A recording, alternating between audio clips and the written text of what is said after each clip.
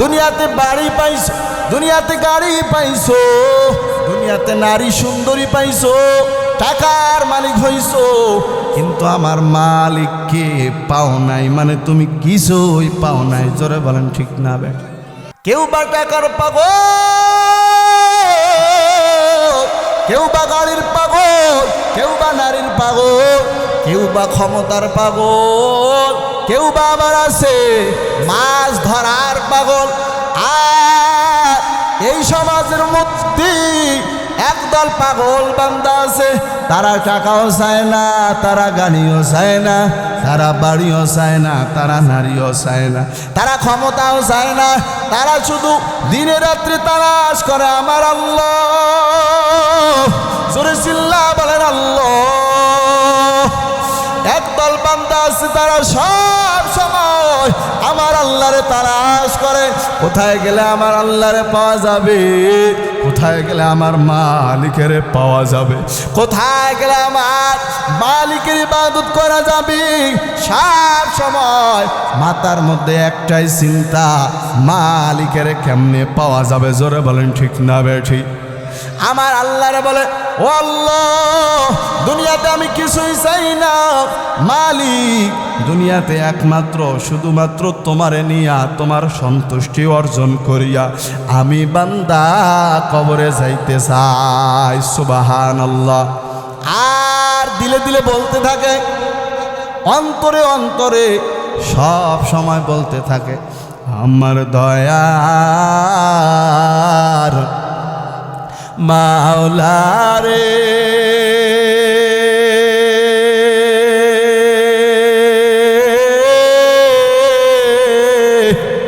আমার দয়ার মাসুখ রে, কোথায় গেলে পাইব বলো ঠিকানা, তোমাকে বুঝি আমি পাইলাম না। জোরে বলেন আছে না নাই? তোমাকে পাইবার আশে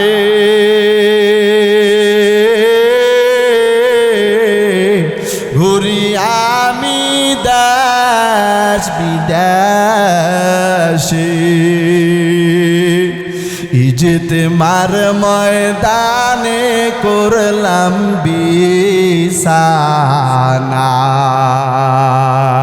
চরমনার ময়দানে করলাম বিছানা।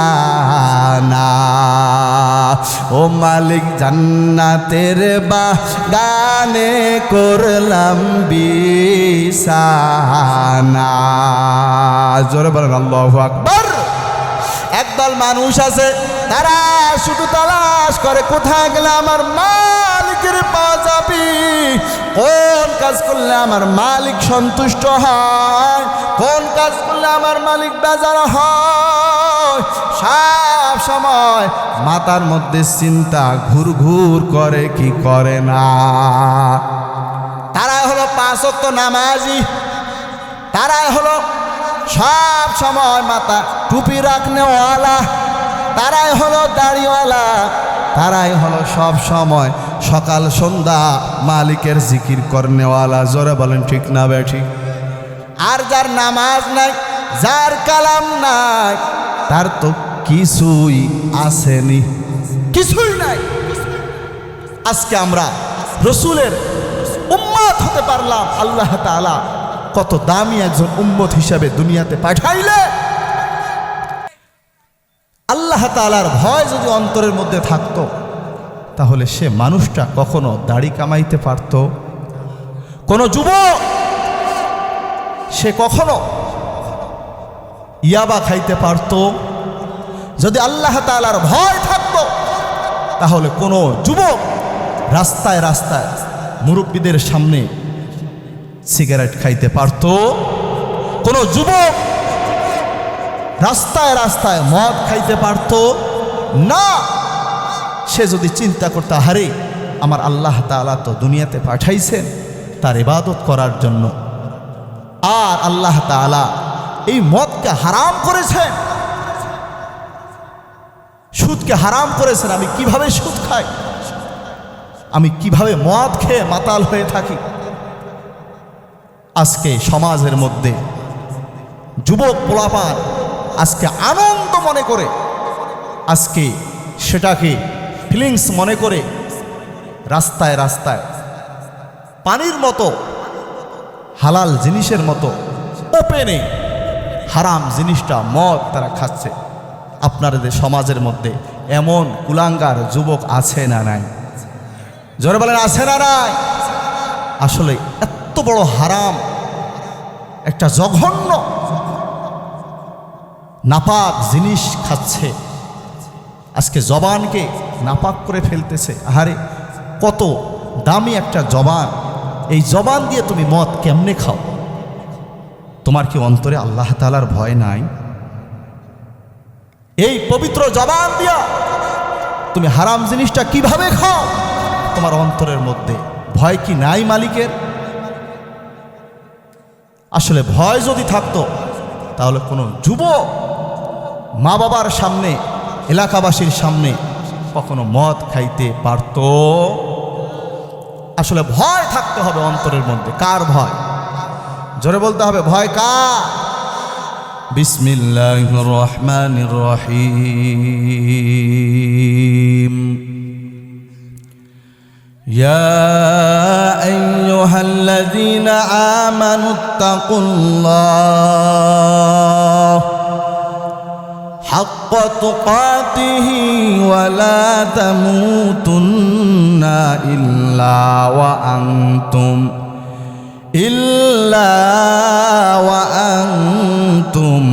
মুসলিমুন।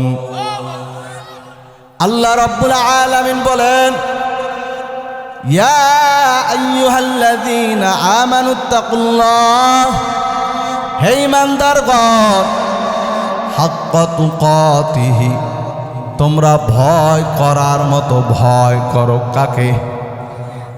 হাক্কা তুকাতিহি ওয়া লা তামুতুন্না, তোমরা মরিও না, ইল্লা ওয়া আনতুম মুসলিমুন।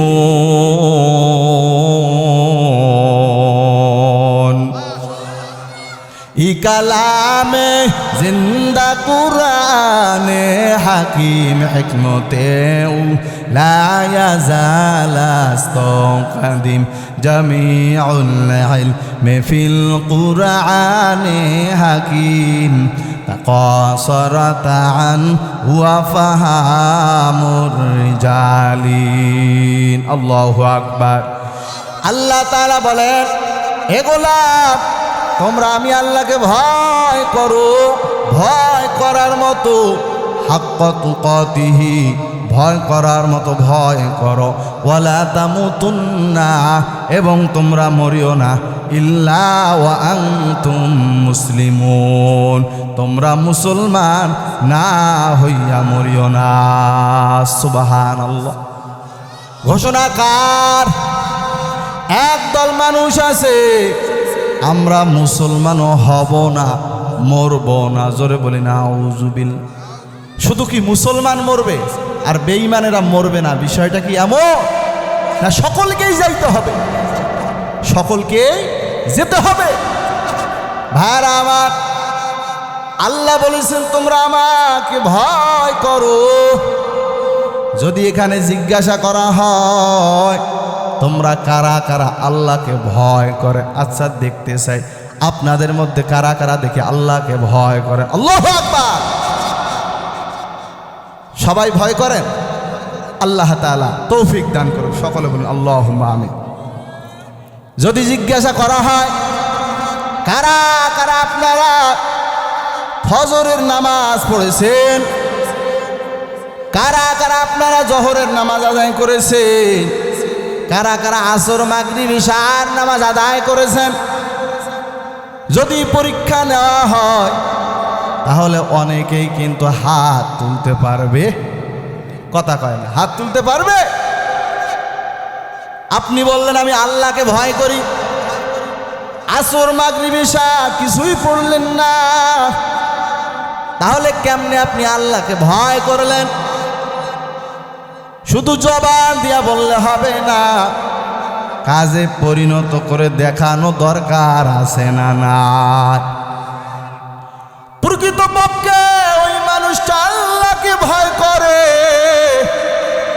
যে কখনো গুনাহ করে না, যে কখনো নামাজ ছাড়ে না, যে কখনো রসুলের দাড়িটা কামায় না, সে কখনো পর্দা লঙ্ঘন করে না, সে কখনো রোজা ছাড়ে না, সে কখনো হারাম জিনিস মদ পান করে।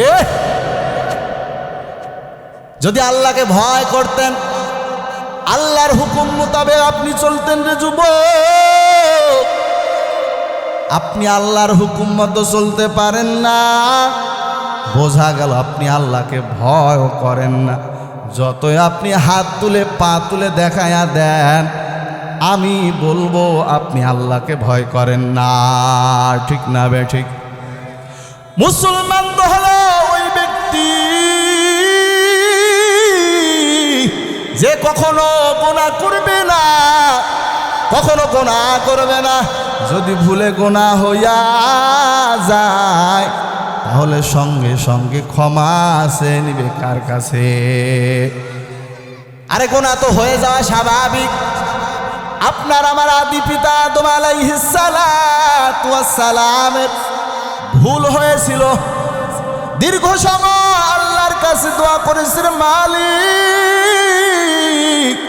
ভুল হয়েছে, ক্ষমা করে দাও। আল্লাহ ক্ষমা করে দাও। বলেন তো, দীর্ঘ সময় আল্লাহর কাছে মাফ চাওয়ার কারণে আমার আল্লাহ মাফ করে দিয়েছে কি দেয় না? মাফ করে দিয়েছেন। আপনি আমি তো হলাম তার সন্তান। আপনার আমার ভুল হওয়া বলেন তো স্বাভাবিক না অস্বাভাবিক? ভুল হয়ে যাবে রে যুবক, কিন্তু ভুলের ওপর অটল থাকা যাবে না। ভুলের ওপর সব সময় চলা যাবে না।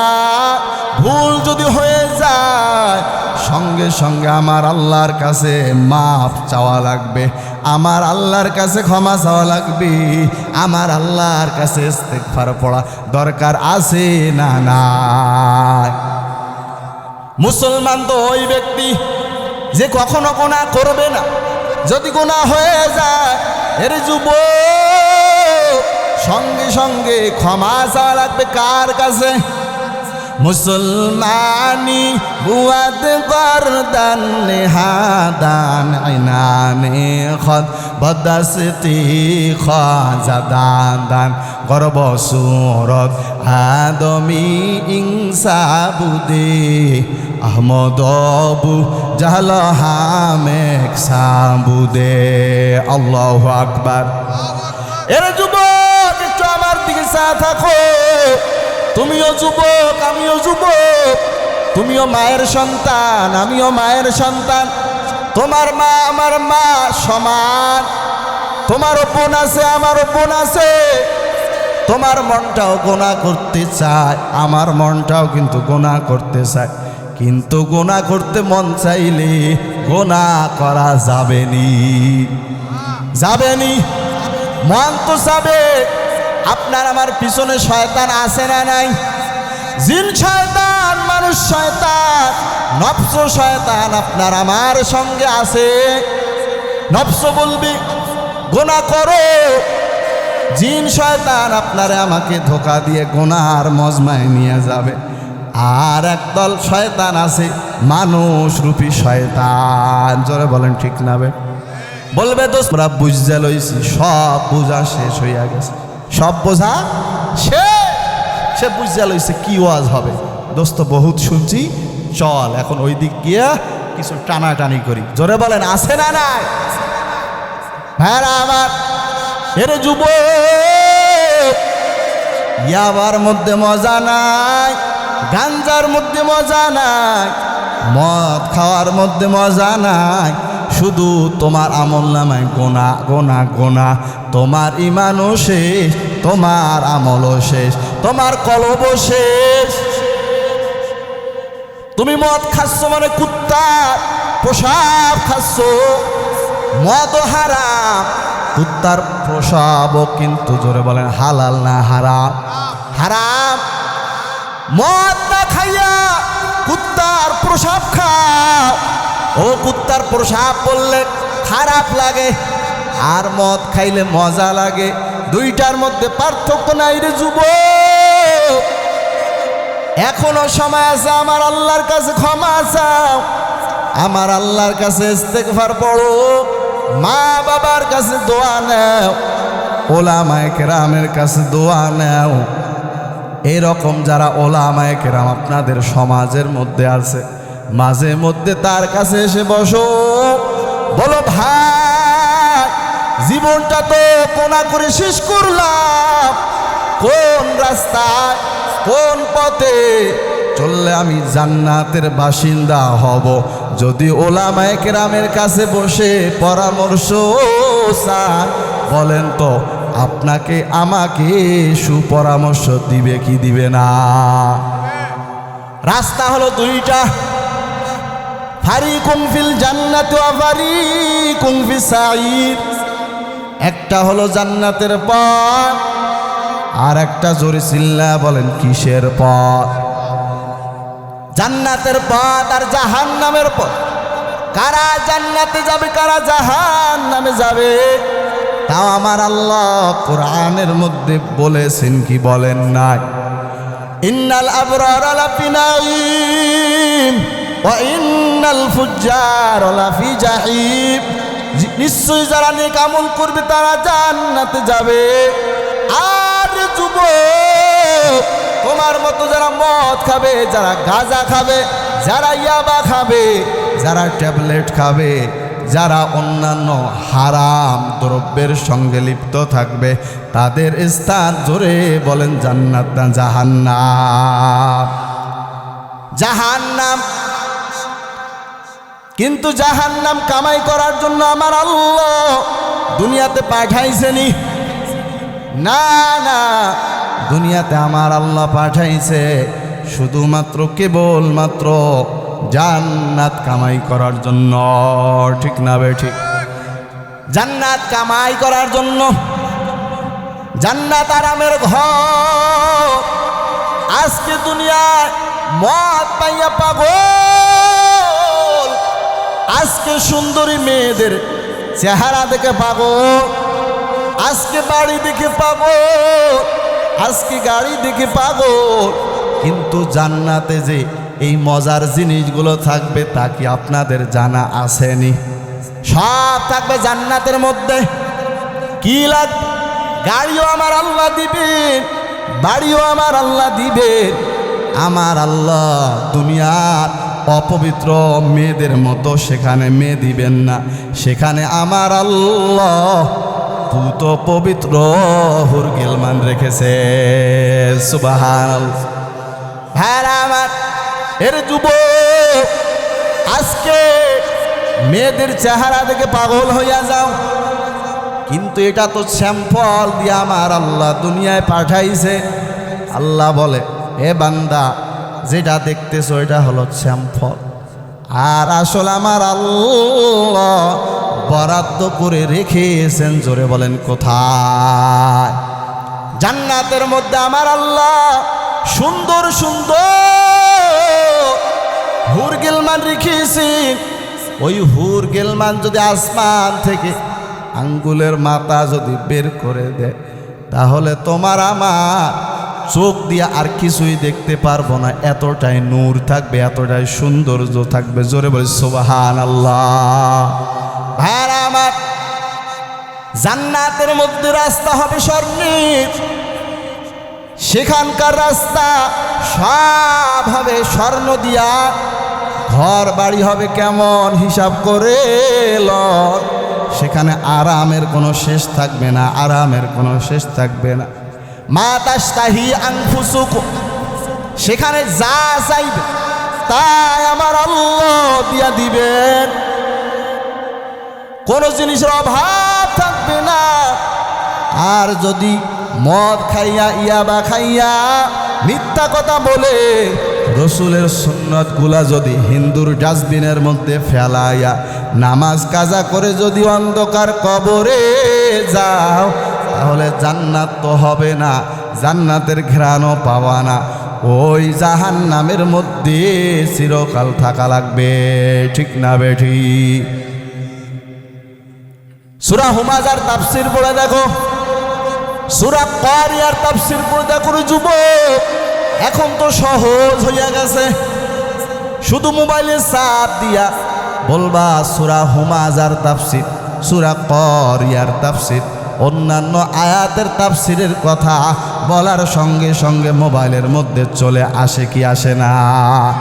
কিন্তু না না, যুবক তো ওগুলো দেখবা না, তুমি দেখবা মাইয়াদের নাচ। এরা যুবক, তুমি দেখবা উলঙ্গপনা, তুমি দেখবা বেহেয়াপনা, তুমি দেখবা সার্কাস, তুমি দেখবা যাত্রা, তুমি দেখবা মাইয়াদের শরীর। তোমার চোখ আজকে নষ্ট হয়ে গেছে এই মোবাইলের কারণে। জোরে বলেন ঠিক না বে ঠিক?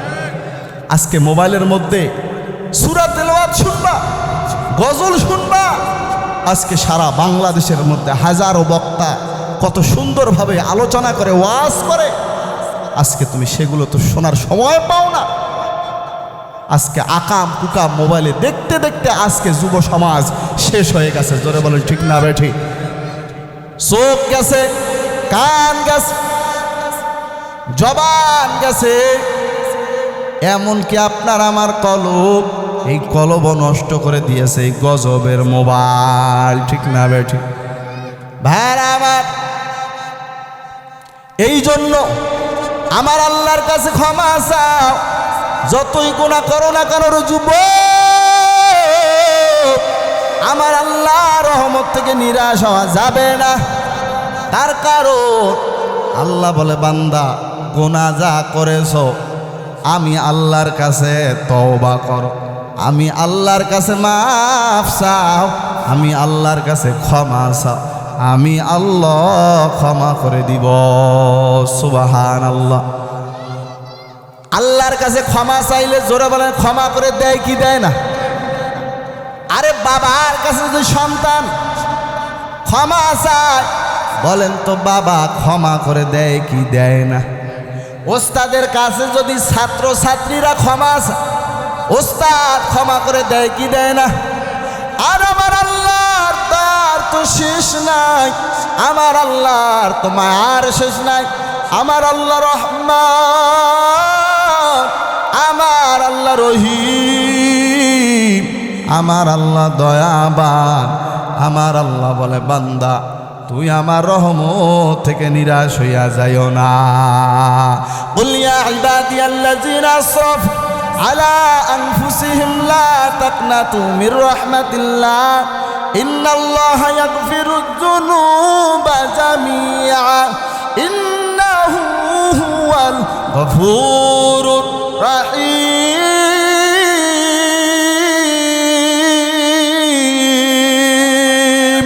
ইয়া ইলাহি মুঝসে মুঝকো दूर कर, ताके देखो मुझ में तुझको एक नजर। या इलाही तू मेरा माबूद है, या इलाही तू मेरा माशूक है। अल्लाह रब्बुल आलमीन बोलेन, कुल या इबादियाल्लाযিনা আসরাফু আলা আনফুসিহিম। ও নবী আপনি জানায়া দেন, আপনার উম্মতেরা যদি গুনাহ করে, নফসের উপর জুলুম করে ফেলে, এমন কি গুনার যদি পাহাড়ও বাঁধে, তারপরও যেন আমি আল্লাহ রহমত থেকে নিরাশ হয়ে না যায়। সুবহানাল্লাহ। কেননা আমি আল্লাহ সমস্ত গুনাহ ক্ষমা করনেওয়ালা। ও আল্লাহর বান্দারা, আপনি যদি 70 বছর, 60 বছর, 50 বছর সময় লাগায় যদি গুনাহ করে আমার আল্লাহর কুদরতি পায়ে, যদি বুঝ আসার পর আমার আল্লাহর কুদরতি পায়ে যদি লুটাইয়া পড়িয়া যদি বলেন, ও আল্লাহ আল্লাহ গুনাহগার বান্দা আপনার দরবারে হাজির। আল্লাহ ক্ষমা করে দাও, আল্লাহ মাফ করে দাও। ও মালিক, তুমি ছাড়া তো মাফ করনেওয়ালা কেউ নাই। যদি আমার আল্লাহরে বলতে পারো, বলেন তো আমার আল্লাহ ক্ষমা করে দিবে কি দিবে না? দেওয়ার জন্য আমার আল্লাহ প্রস্তুত হয়ে আছে। মানুষের কাছে চাইলে মানুষ তো বেজার হয়ে যায়। কি বলেন, ঠিক না বেঠিক? একজনের কাছে একটা জিনিস চেয়েছে, সে মুখটা কালো করে ফেলবে, মাথাটা ঘুরাই নেবে, সে জবান দিয়ে বলতে পারবে না যে ভাই দিতে পারবো না, কিন্তু আকার ইঙ্গিতে ইশারায় বুঝাবে যে তুমি আমার কাছে আর চাইও। কিন্তু আমার আল্লাহর কাছে যে বান্দা যত চায়, আমার আল্লাহ তার উপর তত খুশি হইয়া যায়। সুবহানাল্লাহ। ক্বালা রাসূলুল্লাহ সাল্লাল্লাহু আলাইহি ওয়া আলিহি ওয়া সাল্লাম, মান লাম ইয়াসআলিল্লাহ ইয়াগদাব আলাইহি। রহমতের নবী জানায়া দেন, আল্লাহর কাছে বান্দা যত চায় আমার আল্লাহ তত খুশি হইয়া যায়। সুবহানাল্লাহ। আল্লাহ রাব্বুল আলামিন বলে, বান্দা আমি তোমারে ফজরের সময় ডাক পাইলাম না, জহরের সময় ডাকলাম পাইলাম না, আসর মাগরিব এশার সময় ডাকলাম তোমারে পাইলাম না। আমি আল্লাহ সূর্যের আলো বন্ধ করে দেই নাই, চাঁদের আলো বন্ধ করে দেই নাই, আমি আল্লাহ রৌদ্র বন্ধ করি নাই, আমি আল্লাহ অন্যান্য নাজ নেয়ামত বন্ধ করে দেই নাই। বান্দা তোমার উপর আমি আল্লাহ খুশি। আল্লাহ গভীর রাত্রে প্রথম আসমানে চলে এসে প্রতি রাত জাগতে থাকে। আলা মিন মুস্তাগফিরিন ফাগফির আলা, আলা মিন মুস্তারজিকিন ফারজুকা। এ বান্দা তোমার কি প্রয়োজন, তোমার কি দরকার, আমি আল্লাহর কাছে চাও, আমি আল্লাহ দেওয়ার জন্য প্রস্তুত। সুবহানাল্লাহ।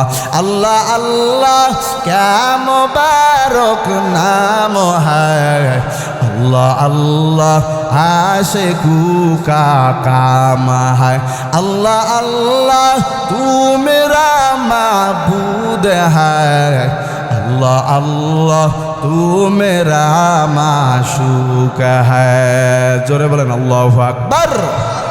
জিন্দগি মে বন্দগি তু করনা হে, বলেন না, জিন্দগি মে বন্দগি তু করনা হে, जिंदगी बे बंदगी शर्मिंदा है, जिंदगी बे बंदगी शर्मिंदा है। दुनिया में हो दुनिया का ताल्लुकार न हो, बाजार से गुजारो खरीदार न हो, दुनिया में हो दुनिया का ताल्लुकार न हो, बाजार से गुजारो खरीदार न हो।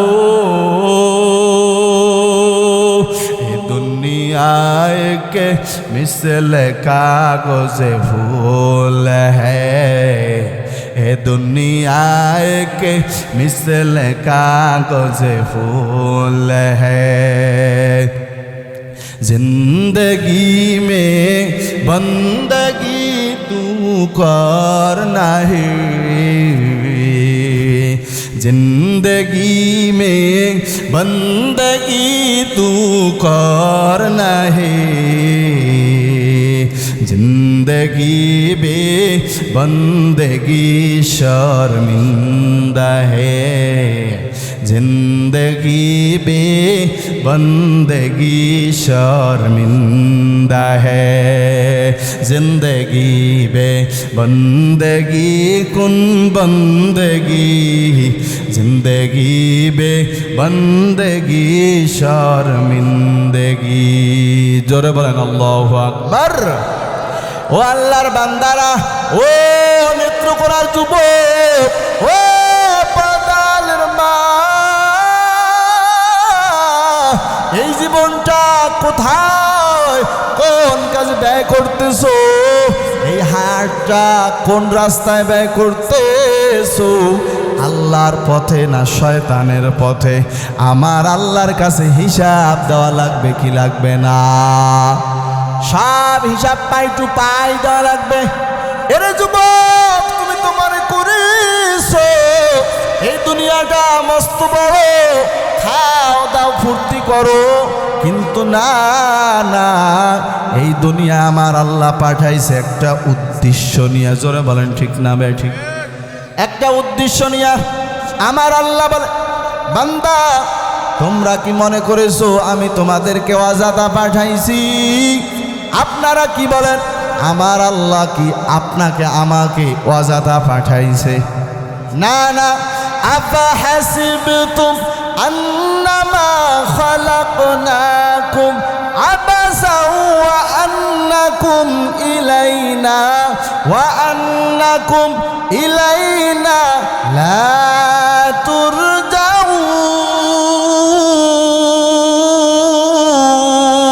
তুরজাউন হর কে দারত খৌফ হক দর দিল মদাম জন্নতুল মাওয়া দেহত ওরা মাকাম জুজবা হকসি যে মখা আজইন সোজা ফজলে উআ মস্ত দর জুমলা জাহা আমার আল্লাহ বলে আমি তোমাদেরকে অযথা পাঠাই নাই আমি তোমাদেরকে বেহুদা পাঠাই নাই না না আমি আল্লাহ তোমাদেরকে একটা উদ্দেশ্য নিয়ে পাঠাইছি তোমরা কি মনে করেছো আমার কাছে কি ফিরে আসতে হবে না এইটা কি মনে করেছো আমি তোমাদেরকে অযথা পাঠাইছি আর মনে করছো আমার কাছে ফিরে আসতে হবে না আপনারা কি বলেন আল্লাহর কাছে যাওয়া লাগবে কি লাগবে না অবশ্যই অবশ্যই আমার আল্লাহ যে সময় নির্ধারণ করে দিয়েছেন যখন সময় শেষ হয়ে যাবে তখন আপনাকে আমাকে এই দুনিয়া থেকে বিদায় গ্রহণ করে অন্ধকার কবরে যাওয়া লাগবে জোরে বলেন ঠিক না ভাই আপনি যতই টাকার মালিক হন না কেন আপনি যতই গাড়ির মালিক হন না কেন আপনি যতই বাড়ির মালিক হন না কেন আপনি যতই সর্দার ফ্যামিলির মধ্যে জন্মগ্রহণ করেন না কেন যতই আপনি টাকার মালিক হন সব শেষ আপনার আমার স্থান হলো ওই অন্ধকার কবর জোরে বলেন ঠিক না ভাই যতই কোটি টাকার মালিক হন না কেন এ দুনিয়াতে হাত শেষ হয়ে গেলে আর থাকা যাবে কোটি টাকার মালিক দেখো অবাবা হয় না দূর গরিব ঘুমায় আরাম করে মনটা বাহাদুর ফেরাউনের লাশটা দেখো মিশর জাদু ঘরে খায় না মাটি পোকা মাকড় সবাই ঘৃণা করে হৃদয়ে থাকিবে যার নম্রতা সদা রহমত আসিবে সেথা প্রভুর ওয়াদা বড়র বড়াই থাকলে দিলে রহমত আসবে না নিজেকে নিজে ছোট মনে করি অসাদা উঁচু জমিন থেকে পানি নিচু জমিনে যায় তেমনি খোদা রহমত আসে নম্রতার হৃদয় ভোগ বিলাসের বাড়ি গাড়ি পড়ে রবে সব ভোগ বিলাসের বাড়ি গাড়ি পড়ে রবে সব থাকতে সময় স্মরণ করো আল্লাহ মোদের রব থাকতে সময় স্মরণ করো কে মোদের রব জোরে চিল্লা বলে আমাদের রব কে হয় না আর একবার জোরে চিল্লা বলতে হবে আমাদের রব কে আল্লাহ বলেন আল্লাযীনা ক্বালু রাব্বুনাল্লাহ সুম্মা সুম্মাস্তাকামু ফালা খাউফুন আলাইহিম ওয়ালা হুম ইয়াহজানুন।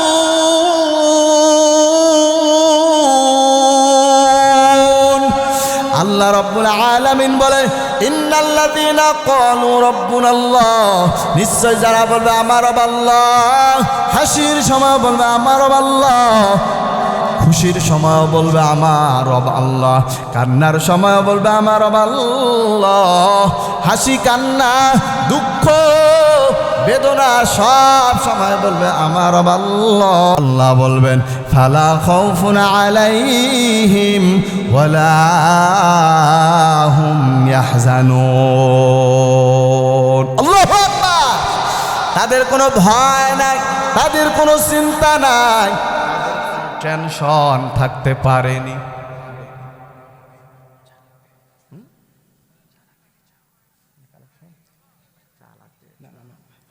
ভাইরা আমার, সুখ দুঃখ হাসি কান্না সব সময় স্বীকার করতে হবে আমার রব। জোরে চিল্লা বলেন কে?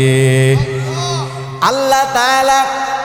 আজ যারা আমার আল্লাহর হয়ে যাবে তাদের কোনো দুনিয়াতেও ভয় নাই, আখিরাতেও ভয় থাকতে পারে। মাল্লাহুল মাওলা ফালাহুল কুল।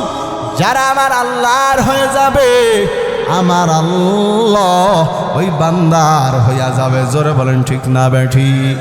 ভাইরা আমার, যারা আমার আল্লাহর হয়েছে আমার আল্লাহ তার হয়েছে। যারা আমার আল্লাহর হতে পারে না আমার আল্লাহ তার হয় নাই। ঠিক না বেঠিক? আমরা কার হব?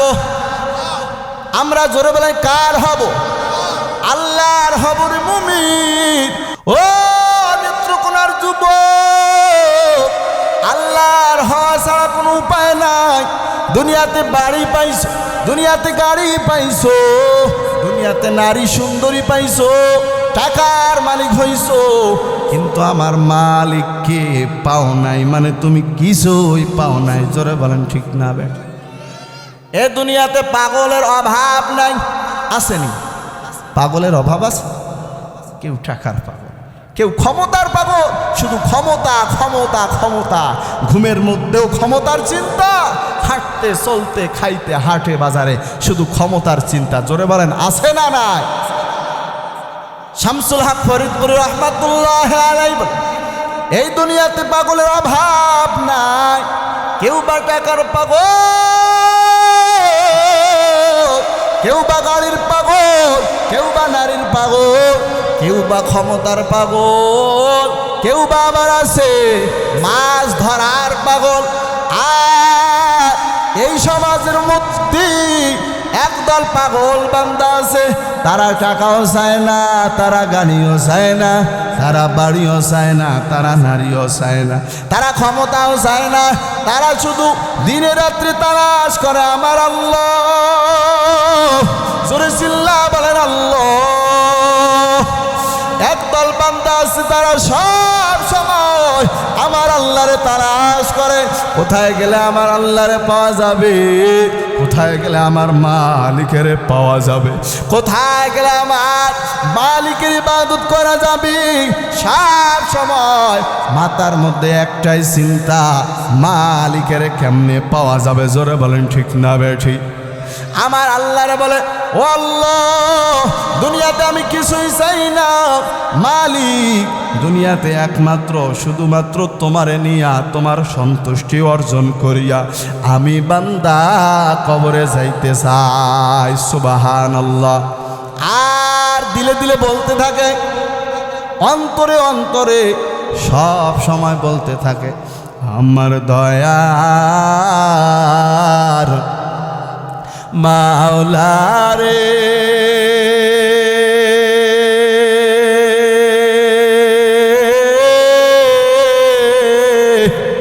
আমার দয়ার মাসুখ রে, কোথায় গেলে পাইব বলো ঠিকানা, তোমা তোমাকে বুঝি আমি পাইলাম না। জোরে বলেন আছে না নাই? তোমাকে পাইবার আসে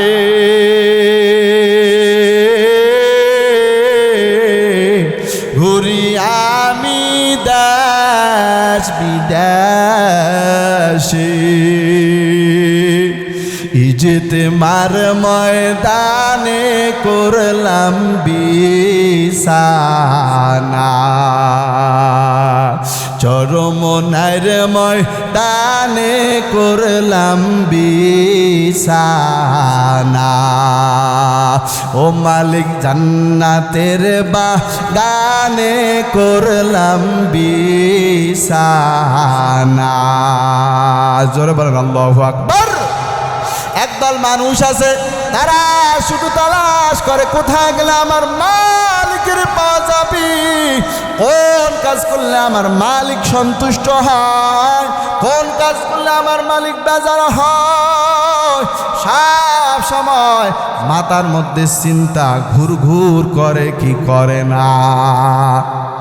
তারাই হলো 5 ওয়াক্ত নামাজি, তারাই হলো সব সময় মাথা টুপি রাখনেওয়ালা, তারাই হলো দাড়িওয়ালা, তারাই হলো সব সময় সকাল সন্ধ্যা মালিকের জিকির করনেওয়ালা। জোরে বলেন ঠিক না বে ঠিক? আর যার নামাজ নাই, যার কালাম নাই, তার তো কিছুই আসেনি, কিছুই নাই। আজকে আমরা রসুলের উম্মত হতে পারলাম। আল্লাহ তাআলা কত দামি একজন উম্মত হিসাবে দুনিয়াতে পাঠাইলে, কিন্তু রসুলের তো সুন্নতগুলো আমরা আঁকড়ে ধরতে পারি না। আরে কেমন আশেক তুমি, তুমি কেমন রসুলের উম্মত? তুমি নিজেকে দাবি করো আমি রসুলের উম্মত, কিন্তু তোমার শরীরের মধ্যে কোথাও তো রসুলের সুন্নত দেখা যায়? কোথাও দেখা যায় না। না আছে তোমার মুখের মধ্যে দাড়ি, এ যুবক, না আছে তোমার মাথার মধ্যে টুপি, না আছে তোমার নামাজ, না আছে তোমার রোজা। তুমি কেমন রসুলের উম্মত? ওগো নবীর উম্মতেরা হয়ে আজি দিশাহারা,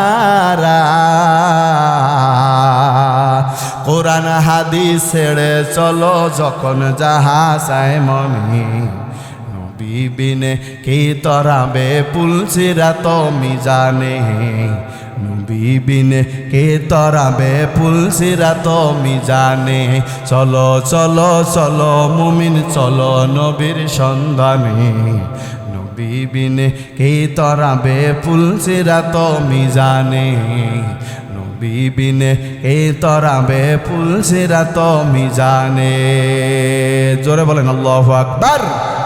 ও নেত্রকোনার যুবক, ও পর্দালের মা, ও বৃদ্ধ বাবা, ও আল্লাহর বান্দারা, এখনো সমাজ রসুলের খাঁটি উম্মত হও। রসুলের সুন্নতগুলোকে আঁকড়ে ধরার চেষ্টা করো। রসুলের সুন্নতের মধ্যে বরকত রহমত আছে না নাই? সৌন্দর্য আছে না নাই? আজকে রসুলের সুন্নাত একটু আমার দিকে তাকাইয়া দেখো। কোথায়? আমার বাড়ি হলো দিনাজপুর, রংপুর বিভাগ। আমি সেখান থেকে একদিন ধরে আপনাদের মাঝে এসেছি। আমাকে এমনি এমনি নিয়ে আসেন নাই। আমার মুখে যদি দাড়ি না থাকতো, মাথায় যদি টুপি না থাকতো, জুব্বা যদি শরীরের মধ্যে না থাকতো, রসুলের সুন্নাত যদি না থাকতো, আমার কি আপনার এই চেয়ারের মধ্যে বসাইতেননি? আজকে এত সম্মান কেন? আমার বাবার সমবয়সী, আমার চাচার সমবয়সী মানুষগুলো আপনারা নিচে বসে আছে, আর আমার চেয়ারের মধ্যে জায়গা দিয়েছে। এটা অবশ্যই রসুলের সুন্নাতের আমলের কারণে। ভাইরা আমার, সুন্নাতের মধ্যে বরকত, সুন্নাতের মধ্যে রহমত, সুন্নাতের মধ্যে তোমার আমার দুনিয়াতেও মর্যাদা, আমার রসুলের কাছেও মর্যাদা। রসুলের সঙ্গেও জান্নাতে থাকতে পারবা, আমার আল্লাহ তোমাকে ভালোবাসবে। ঠিক না বে ঠিক? ভাইরা আমার, আজকে সাহাবায়ে কেরামের দিকে তাকাও, আজকে তাবিন খোলাফায়ে রাশিদিন, আজকে তাদের জীবনের দিকে তাকায়া দেখো, তারা রসুলের সুন্নাতগুলো কিভাবে আঁকড়ে ধরেছে, কিভাবে সুন্নতগুলোকে গ্রহণ করেছে। রে যুবক, তুমি কি দেখো না আজকে আবু বকরের দাম ছিল না, ওমরের মতো মানুষ কেমন ছিল, আলীর মতো মানুষ, ওসমানের মতো মানুষ কেমন ছিল। তারা রসুলের সুন্নতগুলো রসুলের পিছনে পিছনে ঘোরার কারণে আজকে তাদের দাম কেমন হয়েছে। ঠিক না বে ঠিক? ভাইরা আমার, আপনারা সকলে জানেন হযরত আম্মা জান আয়েশা সিদ্দিকা রাদিয়াল্লাহু তাআলা আনহা, উনি একদিন বলতেছে, ইয়া রাসূলুল্লাহ, কি আপনারা বিরক্ত হচ্ছেন নাকি? ছেড়ে দিব, আর অল্প সময় আলোচনা করব। বাবারা আমার, তারপরে প্রধান বক্তা চলে আসবে, আন্তর্জাতিক খ্যাতিসম্পন্ন সারা বাংলা আলোড়ন সৃষ্টিকারী বক্তা সিদ্দিকুর রহমান, ঢাকা, শুধু ঢাকা থেকে এসেছে। আপনারা ওনার কণ্ঠ এবং আলোচনা শুনলে ইনশাআল্লাহ বুঝতে পারবেন, আপনারা কেউ নড়তে চাবেন না। জোরে বলেন আল্লাহু আকবার। শেষ পর্যন্ত থাকবেন তো ইনশাআল্লাহ? আচ্ছা, এই মাহফিলগুলো প্রত্যেক সপ্তাহে সপ্তাহে আপনাদের এলাকায় হয় নাকি? প্রতিদিন হয়? একদিন পর পর?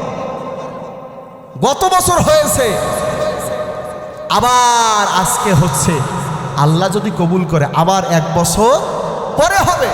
আরে ঘুম তো অনেক ঘুমাইছে, অনেক সময় তো নষ্ট করেছে। একটা দিন অর্ধেক রাত একটু আল্লাহর জন্য দেন না।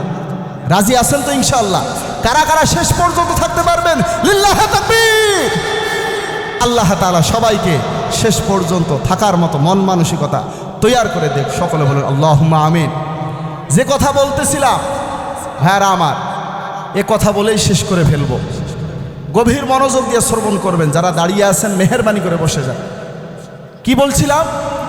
আম্মা জান আয়েশা সিদ্দিকা রাদিয়াল্লাহু তাআলা আনহা বলতেছি, ইয়া রাসূলুল্লাহ, আচ্ছা আপনার সঙ্গে আমার বাবা আবু বকর, ওসমান, আলী, ওমর ফারুক সবাই তো আপনার সহবতে থাকে। আচ্ছা বলেন তো, আমলের লাইনে কে সবচেয়ে আগানো? বলেন না আল্লাহু আকবার।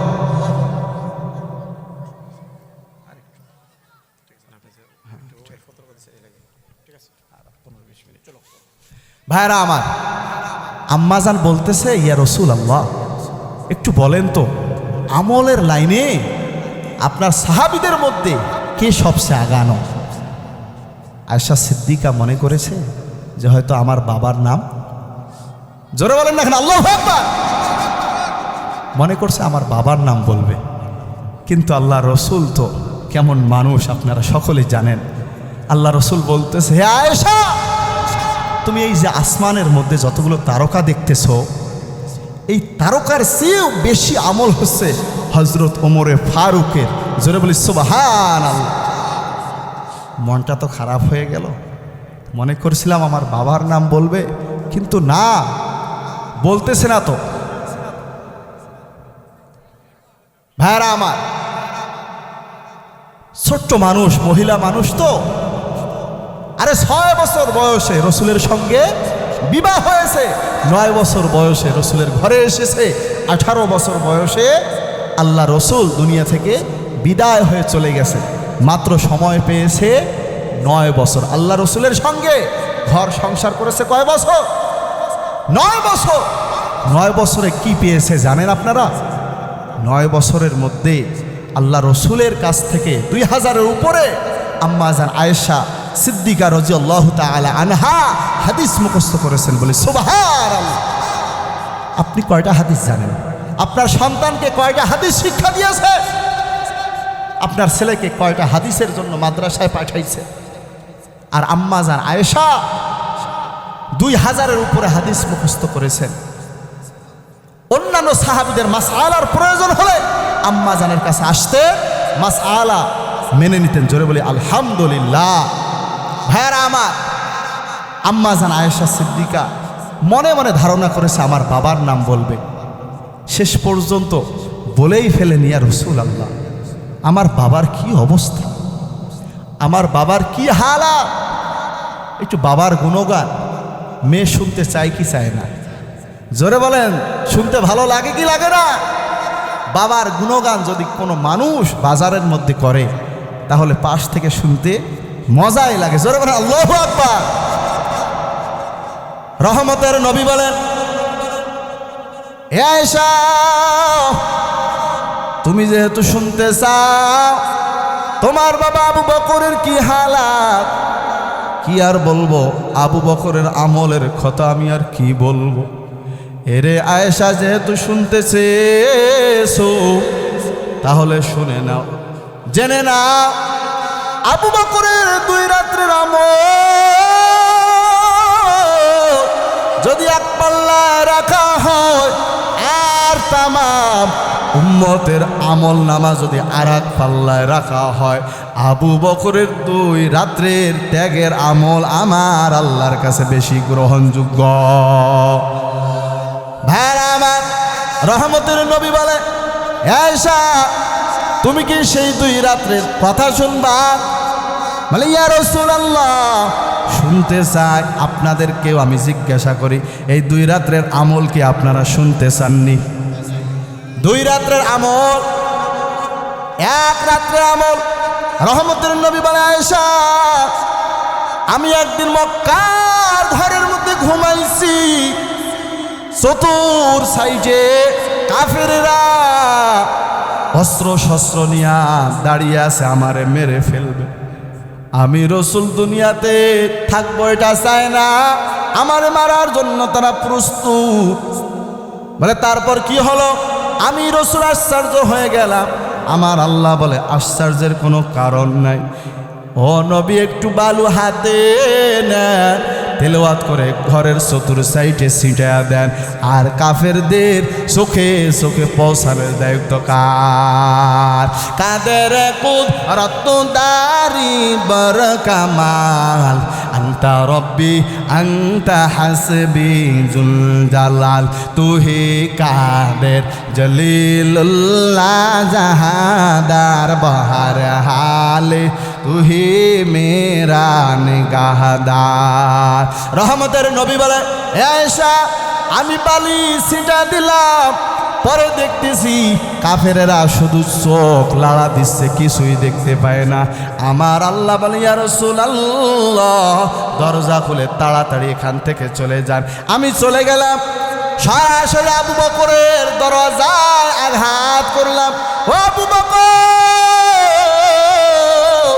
তাড়াতাড়ি আসো, বলছিলাম হিজরতের সফর সঙ্গে হওয়া লাগবে। দরজা আঘাত করার সঙ্গে সঙ্গে দরজা খুলে দিয়েছে। আমার রাসূল আশ্চর্য হয়ে বলে, আবু বকর, তুমি কি ঘুমাও নাই? তুমি কি ঘুমাও নাই? আবু বকর বলে, ইয়া রাসূলুল্লাহ, যেদিন আপনি বলেছিলেন সফর সঙ্গী হওয়া লাগবে, ইয়া রাসূলুল্লাহ, আল্লাহর কসম, যতই আমি ব্যস্ততার মধ্যে থাকি না কেন, রাত হলে আমি দরওয়াজার পাশে দাঁড়ায় থাকি। সুবহানাল্লাহ।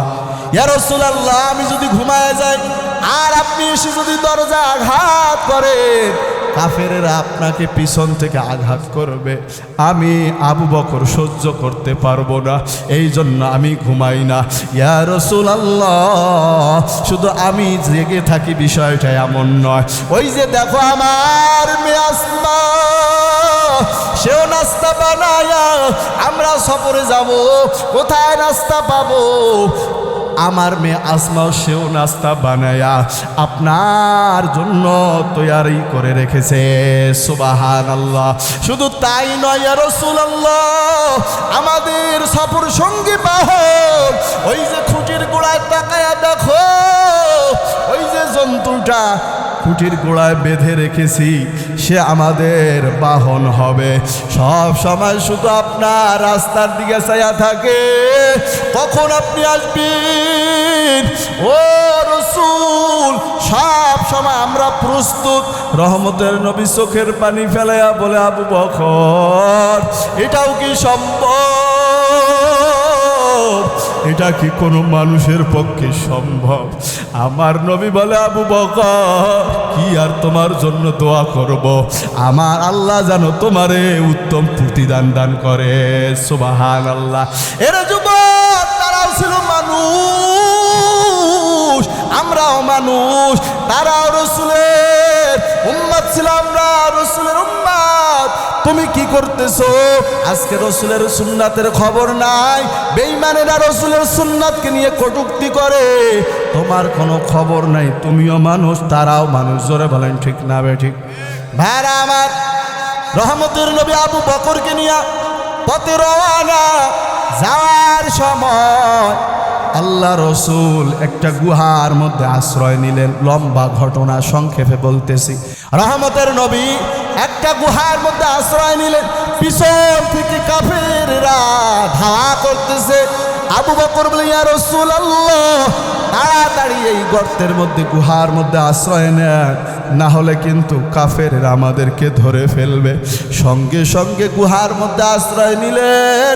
কাফেররা সেখানে এসে খুঁজতেছে, কোথাও পাচ্ছে না। কিন্তু আমার আল্লাহ যে হেফাজতের মালিক, আমার আল্লাহ হলো সর্ব উত্তম হেফাজতের মালিক। ফাল্লাহু খায়রুন হাফিজাও ওয়া হুয়া আরহামুর রাহিমিন।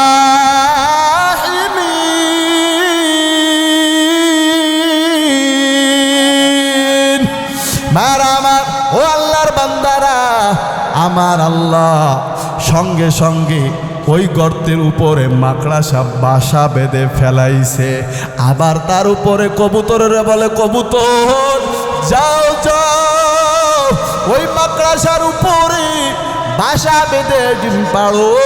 কাফেরেরা সেখানে গিয়ে খুঁজতেছে, গর্তের দিকে তাকায়, গুহার দিকে তাকায়, দেখতেছে মাকড়াসা, আবার তার উপরে ডিম দেখতেছে। তাদের ধ্যান খেয়াল পরিবর্তন হয়ে গেল, এখানে থাকতে পারে। যদি থাকতো তাহলে মাকড়াসাও থাকতো না, ডিমও থাকতো না। কাফেরেরা চলে গেল। সেখানে আবু বকর আর রহমতের নবী। আবু বকর বলে, ইয়া রাসূলুল্লাহ, আপনি অনেক ক্লান্ত, আমার উরুর মধ্যে মাথা লাগায়া আপনি বিশ্রামে চলে যান। আল্লাহ রসুল বিশ্রাম করতেছে। আবু বকর দেখতেছে অনেক গুহা, অনেক গর্ত দেখা যায়, মারাত্মক বড় বড় গর্ত দেখা যায়। যদি সেখান থেকে বিষাক্ত জন্তু এসে রহমতের নবীর আঘাত করে, তাহলে আমি আবু বকর সহ্য করতে পারবো না। এই জন্য জামা ছিঁড়ে ছিঁড়ে, চাদর ছিঁড়ে ছিঁড়ে গর্তর মুখগুলা বন্ধ করে দেয়।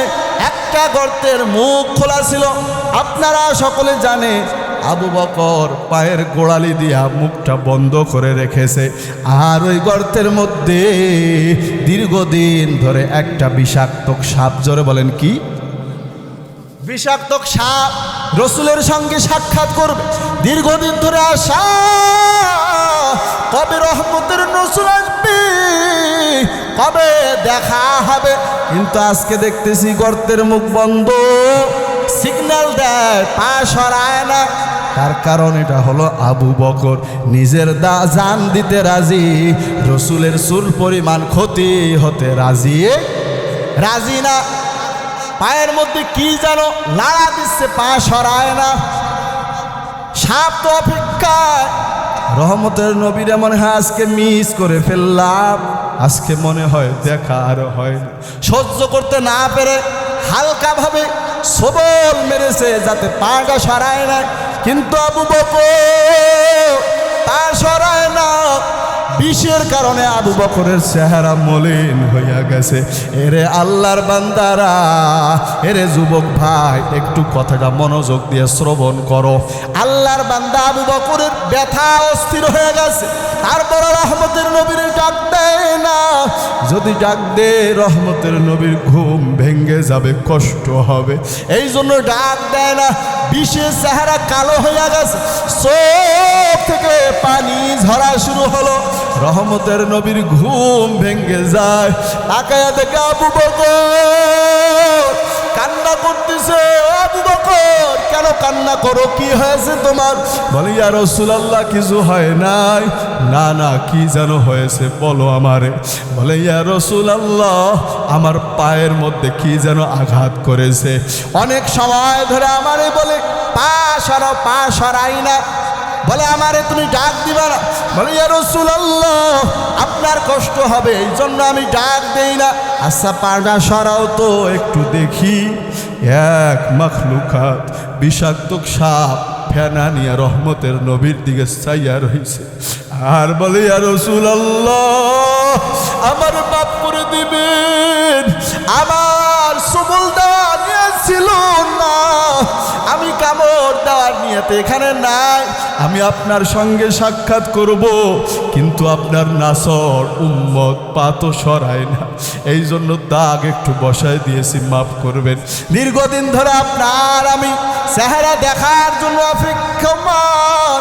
ইয়া রাসূলুল্লাহ, ও আল্লাহর বান্দারা, ও নবীর আশিক উম্মতের দল, ও পর্দালের মা, আমার রসুলের জন্য গাছও পাগল ছিল, মাছও পাগল ছিল, ভর্তির মাছও পাগল ছিল, পিপিলিকাও পাগল ছিল, অন্যান্য বিষাক্ত সাপও পাগল ছিল। হ্যাঁ আমার নবীর জন্য অন্যান্য গাছপালা তরুলতা সবাই পাগল, কিন্তু আজকে রহমতের নবীর উম্মত হয়ে আমরা রসুলের পাগল হতে পারি। ভাইরা আমার, যে কথা বলতেছিলাম, রহমতের নবীর জন্য সবাই পাগল, কিন্তু আজকে আশরাফুল মাখলুকাত হয়ে পাগল হতে পারলাম না। এরে যুবক, ও পর্দালের মা, ও বৃদ্ধ বাবা, এখনো সময় আছে, এখনো টাইম আছে।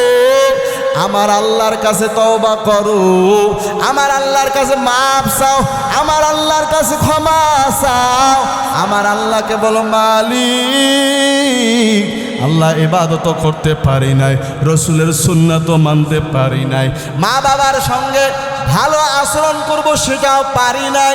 আমি আপনাদের সামনে একটা হাদিস পড়েছিলাম, ক্বালা রাসূলুল্লাহ সাল্লাল্লাহু আলাইহি ওয়া আলিহি ওয়া সাল্লাম, ইত্তাকিল মাহারিম তাকুন আবাদান নাস। রহমতের নবী বলে, হে উম্মতের দল, তোমরা হারাম থেকে দূরে থাকো, হারাম নেশা থেকে, মদ থেকে, গাঞ্জা থেকে, গোনা থেকে দূরে থাকো, আর আমার আল্লাহ তোমার মর্যাদা বাড়ায় দিবেন। সুবহানাল্লাহ। এর যুবক, এখনই শেষ করে ফেলবো। ও পর্দালের মা, তুমি তো হাফেজে কোরআনের মা, তুমি তো আলেমের মা, তুমি তো সাহাবায়ে কেরামের মতো মা, তুমি তো আল্লাহর ওলিদের মতো মা, তোমার দাম তো অনেক বেশি। তোমার মতো মা পর্দা করে, তোমার মতো যুবক 5 ওয়াক্ত নামাজ পড়ে, দাড়িওয়ালা, বলেন আছে না নাই? তারা যদি পারে, মা তুমি কেন পারো না? এরে যুবক, তুমি কেন পারো না? এই জন্য মার কাছ থেকে দোয়া নাও। মা যদি দোয়া করে, তোমার কপাল খুলে যাবে। আমি এই চেয়ারের মধ্যে বসেছি, আমার মার দোয়া, ওস্তাদের দোয়া, মুরব্বীদের দোয়া আছে না নাই? এই জন্য যুবকদেরকে বলবো, যুবক পা দুইটা আগায়া দাও, পায়ে হাত দিয়া বলে যায়, মা বাবার কাছ থেকে দোয়া নাও, মুরব্বীদের কাছ থেকে দোয়া নাও, আলেম ওলামাদের কাছ থেকে দোয়া নাও, তোমার কপাল খুলে যাবে। আজকে এই জান্নাতের বাগান থেকে নিয়াত করব, আর কখনো নামাজ ছাড়বো, আর কখনো দাড়ি কামাবো, আর কখনো মা বাবার সঙ্গে বেয়াদবি করব না, আর কখনো মদ খাবো না, আর কখনো বেপরদায় চলবো না, সামনে রমজান মাস, রোজা ছাড়বো না। যদি অন্তর ঠিক থাকে, নিয়াত যদি ভালো থাকে, তাহলে দুটো হাত তুলে আমার আল্লাহরে দেখায়া দাও। লিল্লাহি তাকবীর। আল্লাহ, আপনি আমাদের হাতগুলো কবুল করে নেন। আল্লাহ, গুনাহমুক্ত জীবন করার তৌফিক দান করেন। ও মালিক, আল্লাহ বেশি বেশি নেক আমল করার তৌফিক দান করেন। আল্লাহ, মা বাবার সঙ্গে ভালো আচরণ করার তৌফিক দান করে দেন। আল্লাহ, খাঁটি গোলাম হয়ে অন্ধকার কবরে যাওয়ার তৌফিক দান করেন। সামনে রমজান মাস আসতেছি, মাওলা আপনার হুকুম রোজা রেখে যেন আমরা দিন পার করাইতে পারি সেই তৌফিক দান করে দেন, আমিন। সকলে বলুন আল্লাহুম্মা আমিন।